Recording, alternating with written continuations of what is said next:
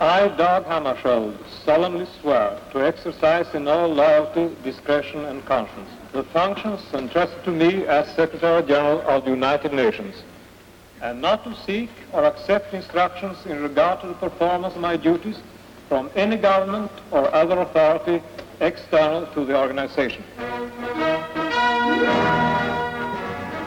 He took an oath of allegiance not to a single nation, but to the entire world. His name is Dag Hammarskjold, and this is his biography.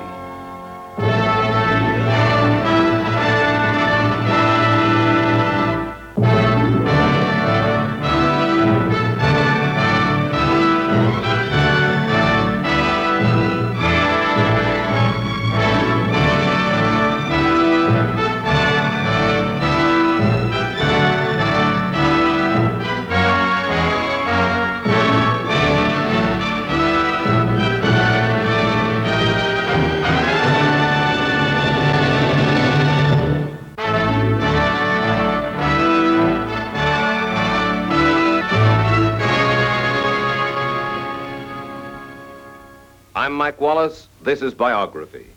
Our story, Dag Hammarskjold. The Secretary General of the United Nations is expected to be forceful and flexible, to be both an idealist and a master of compromise.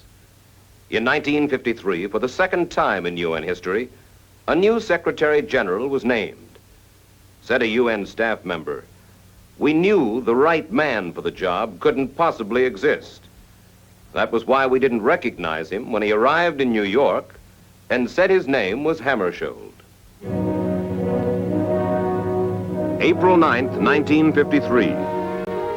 Dag Hammarskjold, newly appointed Secretary General of the United Nations, arrives from his native Sweden. Several people ask me how I really do pronounce my name. Well, I pronounce it myself in Swedish Hammarskjold. But if you say Hammarskjold, that's all right with me. Trygve Lie, the former UN Secretary General, greets his successor warmly. Lie, however, has opposed Hammarskjold's appointment, convinced that this reserved academic Swede would be a weak Secretary General. Dag Hammarskjold, I wish you from the bottom of my heart welcome to New York and to the United Nations headquarters. You are going to take over the most impossible job on earth. But I wish you all luck and all the best. Thank you very much for those kind words. In his first meeting with newsmen, Hammarskjold avoids discussion of current world problems. But he talks openly about his philosophy and background. "I have inherited a belief," he says, "that no life is more satisfactory than one of selfless service to your country or humanity."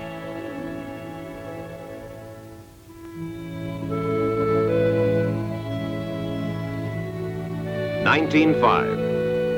Dag Hammarskjold is born in Sweden, the son of a prominent government official. Appointed Sweden's prime minister in 1914, Hjalmar Hammarskjold succeeds in keeping his nation out of World War I. Almost unaware of his father's prominence, Dag enjoys solitude and long hours of study. He makes a brilliant record in school. Says his father, "If I had Dag's brains, I would have gone far." Dag is a popular student. On the surface, easy to get along with. But a teacher says, in actual fact, Hammarskjold was reserved, solitary, and emotionally tense. Hammarskjold's great love is nature study and hiking. As a college economics student, and later as a young civil servant, he spends his weekends roaming the mountains of northern Sweden and Lapland. During these lone expeditions, he develops a philosophy that will serve him well in later years. "A mature man is his own judge," Hammarskjold will write later. Because of that, he must open his eyes and take the risk of being accused of stubborn self-sufficiency. For more than 20 years, Hammarskjold is a Swedish civil servant, rising to become a leading economics expert. after Hammarskjold has shown brilliant diplomatic capability in negotiating with the Russian government. A friend suggests that Hammarskjold would make a good Secretary General for the UN. Says Hammarskjold, they wouldn't be crazy enough to propose me, and I wouldn't be crazy enough to accept. At the United Nations, however, Soviet criticism has forced the resignation of Trygve, the first Secretary General of the UN. An urgent search is underway. A new Secretary General must be found, a man acceptable both to the United States and Russia. Finally, the name of Dag Hammarskjold is mentioned. Soviet delegate Andrei Vyshinsky has turned down many candidates. Now, he is willing to compromise. He agrees to Hammarskjold. U.S. Secretary of State John Foster Dulles knows nothing of Hammarskjold, but State Department officials who have dealt with him are unanimous in their praise of him. Dulles finally gives U.S. approval. After years of brilliant, if unobtrusive, service to his nation, Dag Hammarskjold cannot understand why he has been selected. But now there is no question in his mind that he will accept the position. Says Hammarskjold, I must take it. Difficult as it is my duty.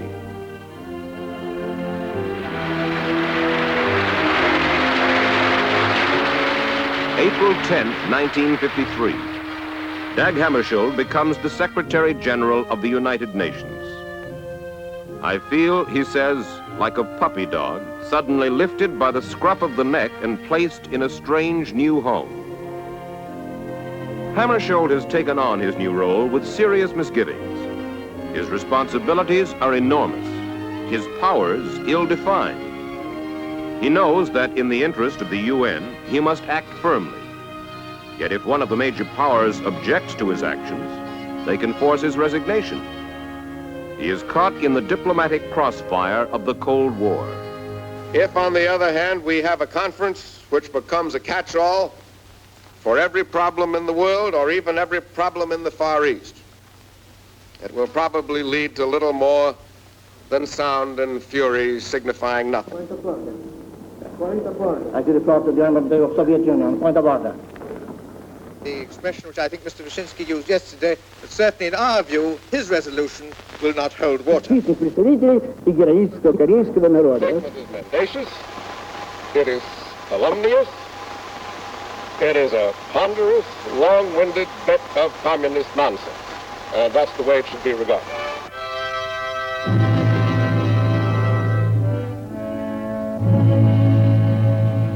During his first months in office, Hammarskjold throws himself into the administrative side of his job, directing more than 3,000 UN employees and an infinite variety of UN activities. Dag Hammarskjold is keenly aware of the most crucial challenge of his office, to become an active mediator in the Cold War. He studies the inner workings of UN diplomacy. His effectiveness in times of crisis will depend on this knowledge. Hammarskjold's first major test comes in 1954. He seeks and wins a highly sensitive assignment from the Security Council to visit communist China and try to secure the release of 11 U.S. flyers held prisoners since the Korean War. I do not know what the outcome will be. I can only say that I shall do my best, bearing in mind not only the important international interests so plainly involved, but also the very personal interests of the individual human beings and their families that are at stake. Arriving in Peking, Hammarskjold finds himself engaged in a diplomatic duel of wits with Communist China's premier, Zhou Enlai. In a week of intensive talks, Zhou deftly avoids committing himself to a solution of the problem. Zhou has a brain of steel, Hammarskjold reports to a friend, a very cordial smile, and blood on his hands. Finally, after nearly 5 months of suspense, word arrives from Peking. Zhou Enlai will let the flyers go. To save face, he declares that the concession is a personal gift to Hammarskjold, honoring his 50th birthday. Hammarskjold is applauded by the West, especially by the United States. But he sees a danger in being too closely identified with any nation. He intentionally remains a distant, somewhat aloof figure. He is expert at maintaining what has been called the devastating impersonality of the professional diplomat.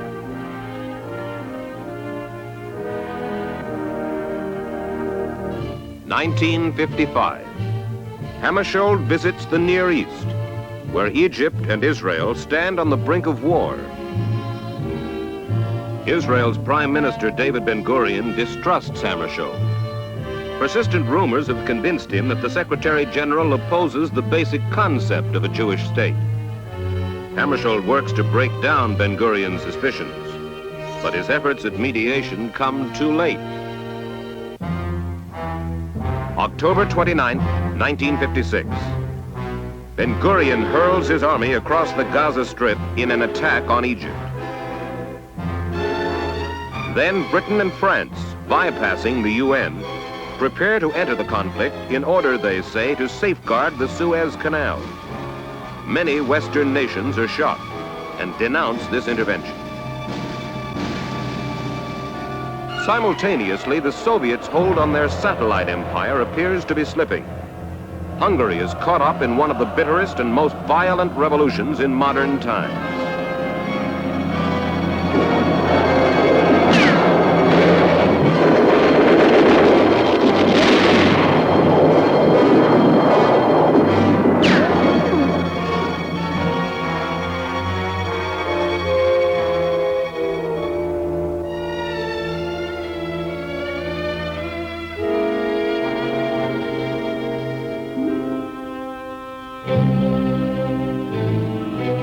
The political stability of both the East and the West has been shattered. The UN is in ferment. Normal diplomatic channels are abruptly blocked. In this crisis, one man will be called upon to assume leadership, to assert the strength of nations acting in consort for peace. This supreme responsibility is thrust upon Dag Hammarskjold.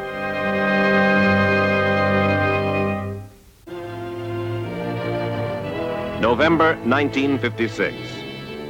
At the UN, the Security Council receives word that the Hungarian Revolution is being ruthlessly crushed by the Soviets. But tragically, the news is overshadowed by the crisis in Suez. The world hovers on the brink of war. My reservations as to the legality of the Council's decision remain, and I therefore completely reserve my government's position. As representative of France, I would like to make an identical comment. I fully reserve my government's position on the legality of the resolution which has just been adopted. Britain and France veto a Suez ceasefire resolution. They plan to invade Egypt in a matter of days. Now, Dag Hammarskjold steps out of his traditional neutral role. In veiled but unmistakable terms, he condemns Britain and France, two of his strongest supporters. He implies that he may resign in protest if they will not give ground. Sunday, November 4th, 1956. The Security Council passes a resolution on Suez. Dag Hammarskjold must raise a UN force to occupy immediately the Suez battle zone. After days of frustrating debate, Hammarskjold suddenly is handed the initiative. But his assignment seems almost impossible: to create an army in a matter of days. November 10th. With only a few hours' sleep since the crisis began, an exhausted Dag Hammarskjold arrives in Naples, Italy, to see the first UN troops depart for Suez. Military experts are astonished. This army, one says, seems to have sprung out of thin air. But Hammarskjold can't relax. The situation is still explosive. A single incident or a misunderstanding as the UN troops move in could reignite the war. This is not a true peace, a reporter writes after several weeks, but neither is it World War III.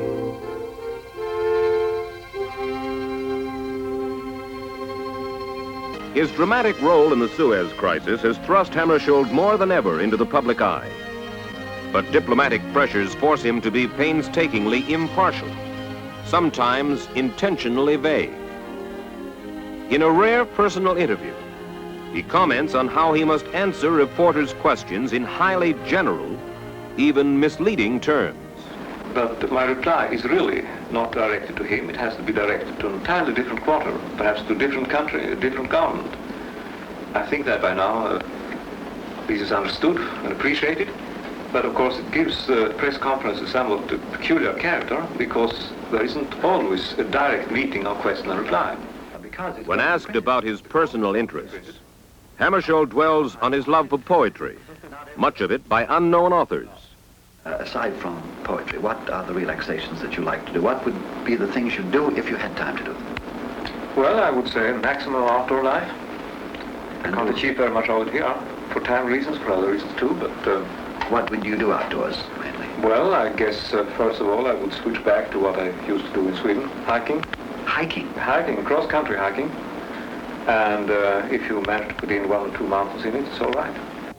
The more reporters probe for some trace of the common touch, the more they reveal an uncommon man, a rigorous, highly disciplined intellectual.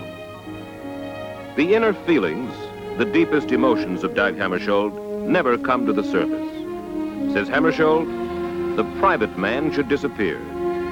The public man should take his place.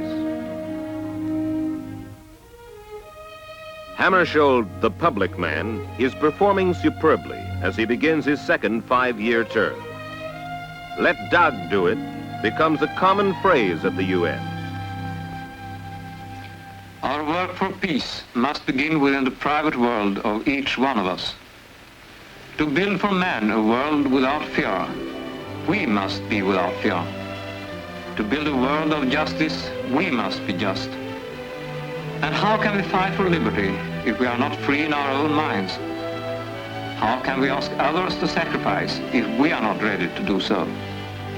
Only in true surrender to the interest of all can we reach that strength and independence, that unity of purpose, that equity of judgment, which are necessary if we are to measure up to our duty to the future, as men of a generation to whom the chance was given to build in time a world of peace.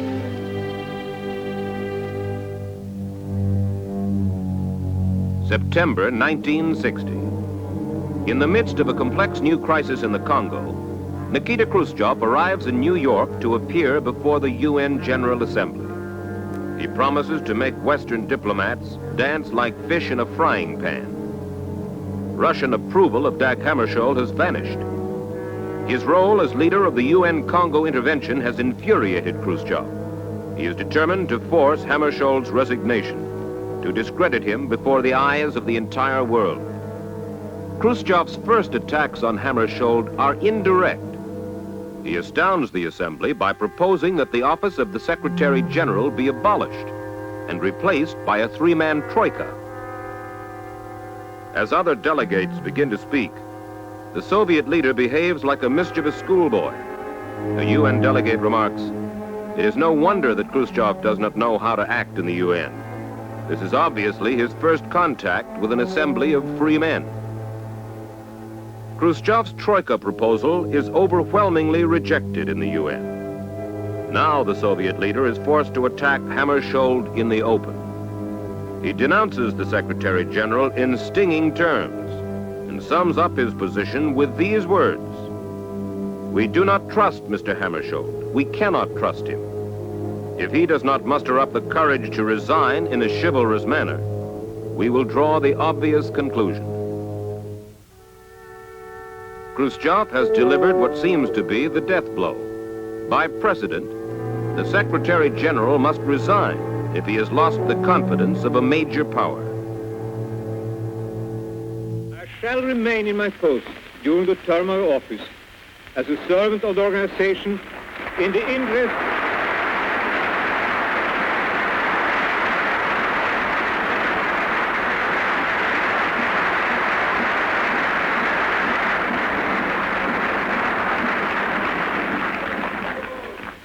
I shall remain in my post during the term of my office as a servant of the organization in the interest of all those other nations as long as they wish me to do so. In this context, the representative of the Soviet Union spoke of courage. It is very easy to resign. It is not so easy to stay on. It is very easy to bow to the wish of a big power. It is another matter to resist. As is well known to all members of this assembly, I have done so before on many occasions and in many directions. If it is the wish of those nations who see in the organization their best protection in the present world, I shall do so again.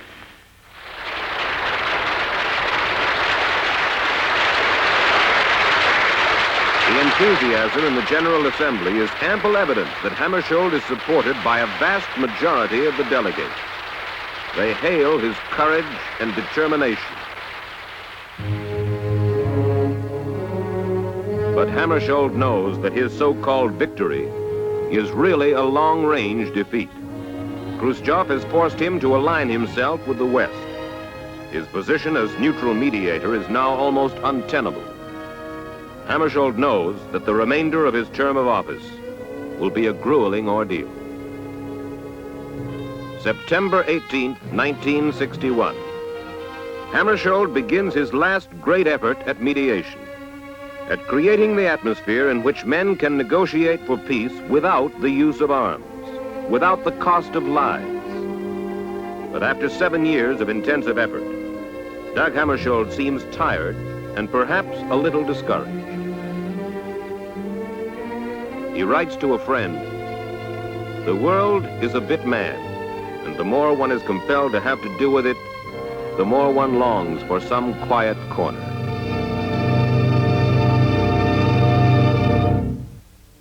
Six days later, Dag Hammarskjold is dead, victim of a plane crash in the Congo. At the United Nations, United States Ambassador Adlai Stevenson delivers an eloquent eulogy to Dag Hammarskjold. Dag Hammarskjold once said, at a moment of crisis in his life and in the life of this organization, that the man does not count, the institution does. Yet institutions are made to serve men, and it is from the greatest men that they derive their character and their strength. The memory of this one man, humane, cultured, judicious, possessed of a poetic and philosophic vision, free of passion other than a passion for the rule of reason and of decency, modest and brave. This memory will always be with us as a reminder of the best that the United Nations can be and of the qualities which it demands of all of us.